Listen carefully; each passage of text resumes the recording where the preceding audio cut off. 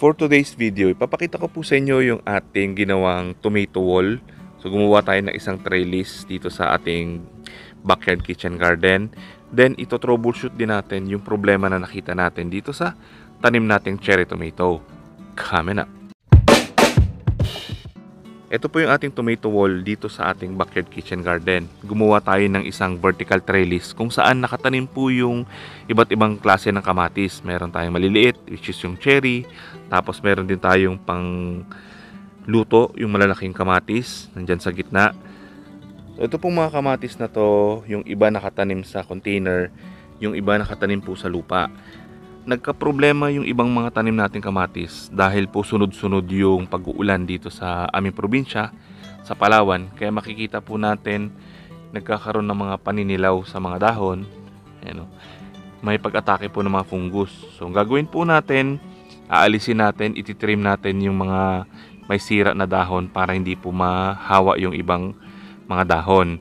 Ang problema po kasi dito sa ating container, baka matagal po mag-drain yung tubig, nabababaran.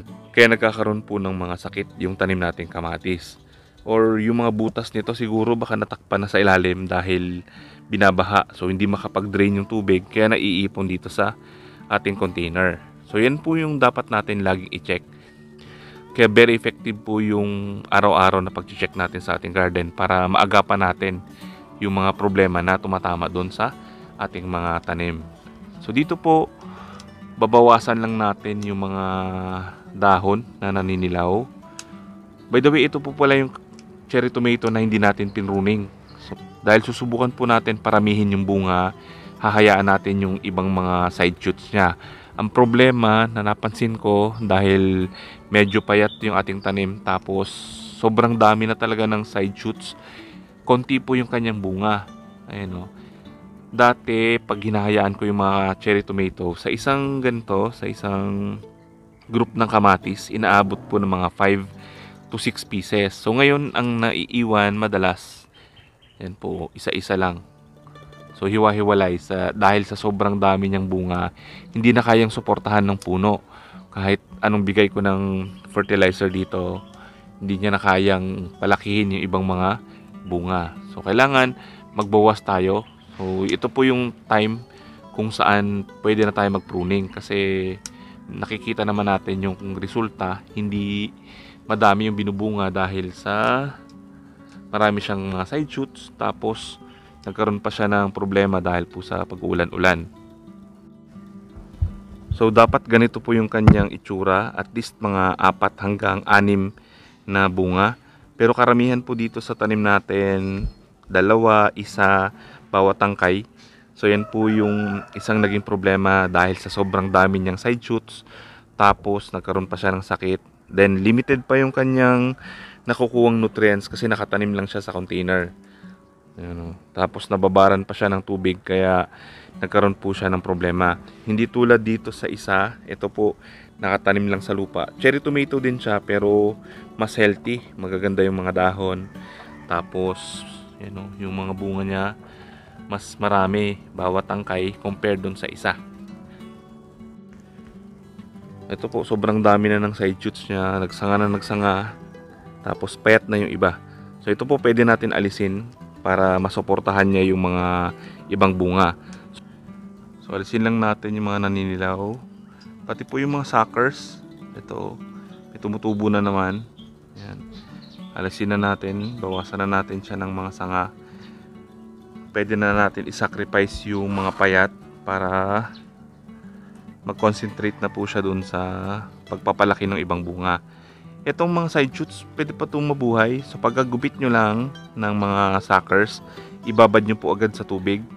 Then after few days, pwede na natin siya i-transplant. Pero habang nakababad siya sa tubig, ilagay muna natin siya sa lugar na hindi nasisikatan ng araw para makapag-adjust. So pag tinubuan na siya ng ugat, pwede na natin siya itanim. So yan po yung isang paraan kung paano natin mapaparami yung mga tanim natin kamatis galing po doon sa mga pinuprune natin na suckers. Yung mga pwede po natin pang spray dito sa tanim natin na tinamaan ng fungus, yung nakakatulong po pataasin yung pH level tulad ng baking soda, yung abo para tumaas yung pH level, Kasi itong mga fungus na to nabubuhay siya sa acidic environment. So pwede rin tayo mag-apply ng apog o agricultural lime para mag-increase yung pH level. Tapos pwede na tayo mag-spray ng hydrogen peroxide. So nakakatulong din yun para puksain yung mga fungus na tumatama dun sa ating tanim. Then itong sanga na to dito sa baba, pwede na natin i-sacrifice. Alisin na natin yung mga nasa baba na yan. Kasi madali siyang kapitan ng fungus dahil malapit sa lupa. Pag umuulan, tumatalsik, pwedeng kapitan siya ng fungus.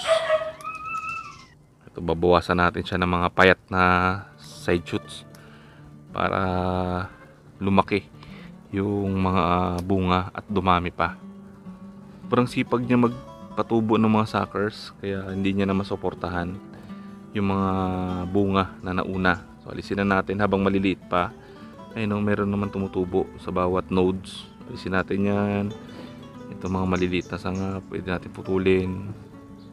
Ito po palang cherry tomato ay vine type tomato. Humahaba siya ng humahaba. So pwede natin patubuin lang dun sa pinaka main stem, tapos sa kanyang secondary stem. Pwede yon. Pero ito kasi nayaan natin na magparami. Kaya ganito na yung naging itsura niya. So dito naman, so ito na po yung ating talong na pinolinate natin nakaraan. Ayun, buo na.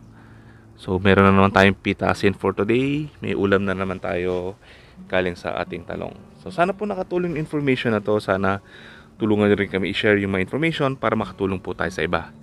Maraming salamat po. Happy farming!